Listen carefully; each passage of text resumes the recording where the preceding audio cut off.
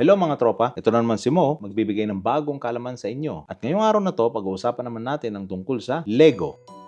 Noong 1916, may karpintero na ang pangalan niya ay Ole Kirk Christiansen at may asawa siya na ang pangalan ay Christine at nagkaroon sila ng 4 na anak. At si Mr. Ole ay meron siyang workshop na lahat ng ginagawa nila doon ay sa kahoy. At gustong-gusto niya yung mga tao niya, yung community niya kumbaga. At gustong-gusto siya ng mga tao sa komunidad niya. Noong 1924, may nangyaring aksidente na nagbago sa buhay niya. Ayun ay kasi yung 2 anak niya naglaro sa loob ng workshop at nasunog yung workshop at yung buong bahay. At syempre, sabi ng asawa niya, huwag kang mag-alala. At saka, wala rin namang masamang nangyari sa atin. Buhay naman tayong lahat. Bahay lang yan, saka workshop. Pwede naman natin ulit gawin ang workshop at ang bahay natin. Pero ang buhay ng tao, hindi na ibabalik. Kaya salamat sa Diyos, wala nangyari sa atin. At syempre, pagkatapos nun, ginawa ulit nila yung workshop at yung bahay nila. Pero nung 1929, nagkaroon ng crash sa stocks. At syempre, nag-collapse din ang economy ng Denmark. At syempre, nag-bankrupt sila. Pero sabi pa rin ng asawa niya, huwag kang mag-alala. As long as buhay tayong lahat, walang masamang nangyari sa atin. At may mas maganda pang mangyayari sa atin. Pero, noong 1932, sa kasamaang palad, namatay naman si Christine. At syempre, si Ole, kawawa naman, nakita niya yung sarili lang niya na nandun, kasama niya yung 4 na anak niya, na walang trabaho. At may kasabihan si Ole, na ang sabi niya ay, life is a gift, but sometimes it's a challenge. At nung time na yon, merong tinatawag na the National Association for Danish Enterprise. Sila ang responsable sa suporta ng trabahante sa Denmark nung panahon na yon. Ang sinabi kay Ole nung time na yon para maitaguyod niya sa depresyon ang sarili niya at ang pamilya niya na natitira niyang 4 na anak, na kailangan palitan mo ang mga activity na ginagawa mo at na madaling i-advertise sa mga tao sa labas. Si Ole, binasa niya lahat ng kaya niyang i-advertise or madaling i-advertise at napatigil siya sa laruan. At nakita niya na yung mga skills niya sa paggawa ng mga bagay-bagay gamit ang mga kahoy, pwede siyang gumawa ng mga laruan. Kasi nung panahon na yon, karpintero siya at magaling siya sa ginagawa niya at alam niya kung anong ginagawa niya. At syempre, nung panahon din na yon, pinagtatawanan din siya ng mga kapatid niya. Kasi nga, ano ba naman yung concept na laruan, pero ginagawa mo. Kung sinabi sa kanya, gumawa ka ng ibang bagay. Wag na yan. Huwag mong gawin yan. Hindi ipapatok yan. Gumawa ka ng something na kayang itaguyod ang mga tao sa depresyon. Hindi mga laruan. Pero, kumbinsido pa rin si Ole na pag nadidepress ang tao, ang gusto nilang gawin, ilibangan para sa panahon na yon. Especially para sa mga bata. At syempre, nung naisip niyang gawin na yon, naghanap siya ng magandang pangalan para sa mga laruan niya. Ang pangalan ng laruan niya ay Lego or sa salitang Danish, Leggod, na ang ibig sabihin ay play well o maglaro ng maayos. Pero in Latin, Leggod, ang ibig sabihin nun ay to put together. Pero ang gusto talaga ni Ole nung panahon na yon Leggod na play well, hindi yung to put together. Pero coincidence lang na nagkatugma yung dalawang salita na yun. At syempre, isa lang ang sumuporta kay Ole nung panahon na yon. Ayun yung anak niya. Yun yung isa sa nakasunog nung workshop niya nung una, Godfred Kirk. Kasi nga syempre nagigilty rin siya sa ginawa niya. Ang goal ni Ole talaga paggawa ng mga laruan na yon ay magtagal ang mga laruan na yon kasama mga bata at hindi nasisira. Kaya yon, ginagawa niya parang furniture yung mga laruan niya na yon. Biruin mo, ginagawa niya yung Lego noon, ang gamit niya kahoy. Ang paggawa niya sa mga laruan niya noon ay kumukuha siya ng kahoy at pinapatuyo niya ng 2 taon at nire-refine nila ng 3 weeks. Tapos kailangan pa ng pintura ng 3 layers. At ang ginawa ni Godfred nung time na yon para tulungan niya yung tatay niya, imbis na 3 layers ng pintura, ang ginagawa niya 2 layer lang ng pintura. Para syempre hindi masyadong mahal para sa kanila. Doon, nagalit yung tatay niya nung nalaman niya ganoon ang ginawa ng anak niya. At sinabi sa kanya, kunin mo lahat ng laruan na binenta mo at dagdagan mo ng 1 pang layer ng pintura. At syempre, pinalagyan niya ng maliit na slogan yung mga laruan na pinapintura niya ng 3 layer sa anak niya. At ang pinalagay niya doon ay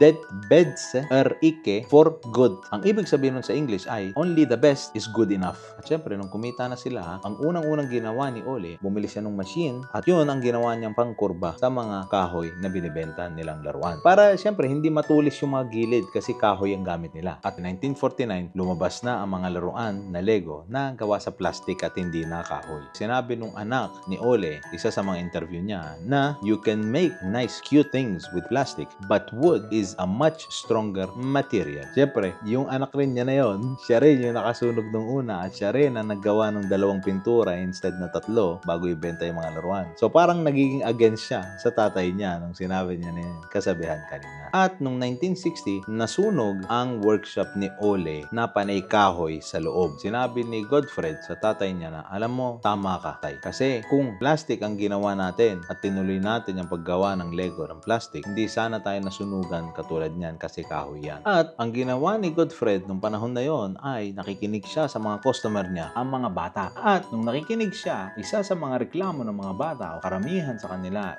pag na-build na yung Lego, kapag nililipat nila yung Lego sa ibang pwesto, nauhulog yung buong Lego. Imagine mo, nagbibuild ka ng tore o nagbibuild ka ng mahabang bagay tapos nauhulog. So, ang ginawa ni Godfred, nung narinig niya yung mga complaint na yon, ay nag-imbento sila ng bagay na tinatawag na tubes. Yun ay para maikabit yung ibang brick sa ibabaw ng ibang brick kasi may tube. Pero may isa pa siyang problema. Ayun ay yung system. Kasi karamihan ng bata, syempre, pagka na-build na nila yung Lego, nagsasawa na sila. So, ang ginawa niya, naggawa siya ng sarili niyang system na tinatawag ay Lego system. At ang sabi niya, Lego brick, simple pieces of plastic but in a child's imagination, they can become anything and everything again and again. Kasi kung makikita mo, ang pag-build ng Lego ngayon, panahon natin, pwede mo actually ibahin yung mga pwesto ng Lego at mag-build ka ng ibang design ng Lego. Alam mo ba na ang Lego, dahil sa system nila na yon, naging psychological treatment kasi napapaandar niya ang utak ng bata pag nagbibuild ng Lego. At nung 1995, napatayo ng Lego ang sarili niya nang walang katulong-tulong sa ibang kumpanya. At wala rin siyang competitor. Kaya kung makikita mo, marami rin silang trend katulad ng Lego Disney, Lego Marvel, Lego Harry Potter. At merong scientist na ang pangalan niya ay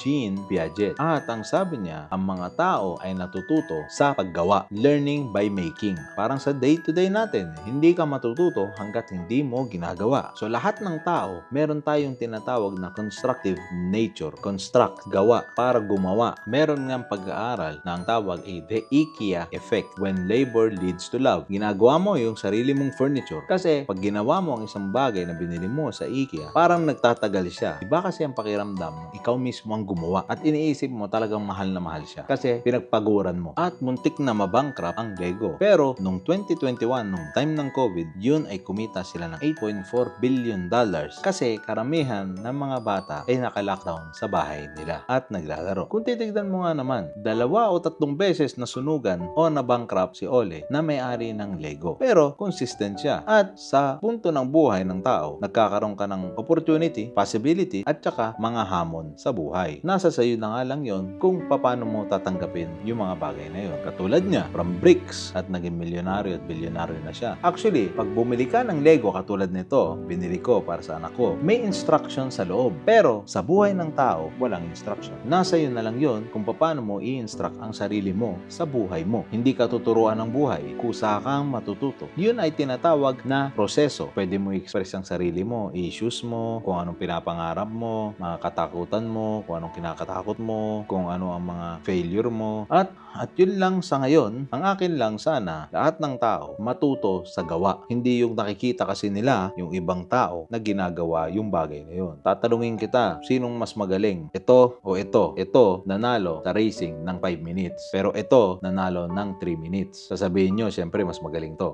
Paano pag sinabi ko na ito is 80 anyos na lalaki at ito 25 anyos na lalaki? Syempre sasabihin nyo ito. The more na may nalalaman ka na tungkol sa kanila, the more na nag-iiba ang sagot mo. Ngayon lang sa ngayon, mga tropa, maraming salamat sa pakikinig at mag-ingat tayong lahat.